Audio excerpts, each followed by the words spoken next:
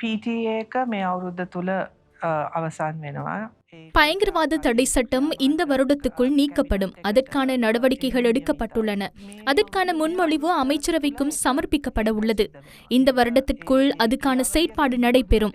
அந்த செயற்பாடு நிறைவடைந்துள்ளது. நிறைவேற்ற அதிகாரமுடைய ஜனாதிபதி முறையை நீக்குவது புதிய அரசியல் அமைப்புடன் தொடர்புடைய விடயம். வெரிட்டி ரிசர்ச் அண்மையில் அறிக்கையொன்றை வெளியிட்டிருந்தது.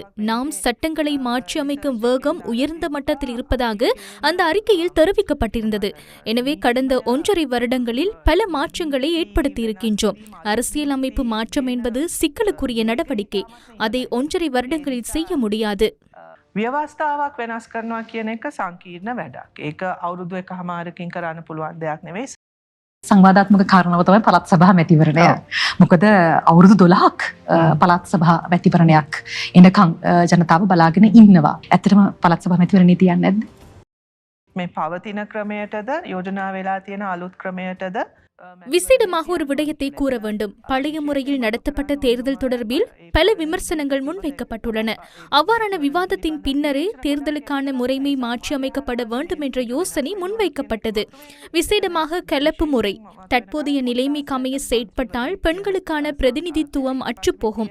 இவ்வாறான விடயங்களை பாராளுமன்ற குழு ஆராய உள்ளது. அதன் பின்னர் புதிய முறையிலா அல்லது பழைய முறையிலா தேர்தலை நடத்த வேண்டும் என்பது தொடர்பில் அறிவிப்பதற்கு தேர்தல்கள் ஆணைக்குழுவிற்கு எவ்வித தடையும் இல்லை. அரசாங்கம் தேர்தலை அறிவிப்பதில்லை. தேர்தல்கள் ஆணைக்குழுவை தேர்தலை அறிவிக்கின்றது. ප්‍රකාශයට පත් කරන්න කිසිම බාධාවක් ආණ්ඩුව නෙවෙයි මැතිවරණ ප්‍රකාශ කරන්නේ මැතිවරණ කොමිසම. மலையக மக்கள் தொடர்பில் விசேட கவனம் செலுத்தப்பட வேண்டியுள்ளதாகவும் பிரதமர் கலாநிதி ஹரணி அமரசூரிய குறிப்பிட்டார்.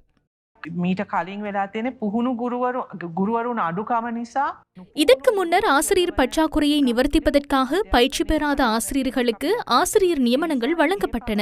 இதனூடாக மலையகத்தில் கல்வி பாரிய வீழ்ச்சியை அடைந்துள்ளது. எனவே சிறந்த கல்வியை மலையக மக்களுக்கு பெற்றுக் கொடுப்பதற்கான வேலை திட்டத்தை 2027ஆம் ஆண்டில் ஆரம்பிக்க உள்ளோம். எனவே மலையக மக்களுக்கு நேரடியானதும் விசேடமானதுமான கவனிப்பு அவசியம் என்பதை நாம் ஏற்றுக்கொள்கின்றோம். අවශ්‍යයි කියන එක අපි පිළිගන්නවා.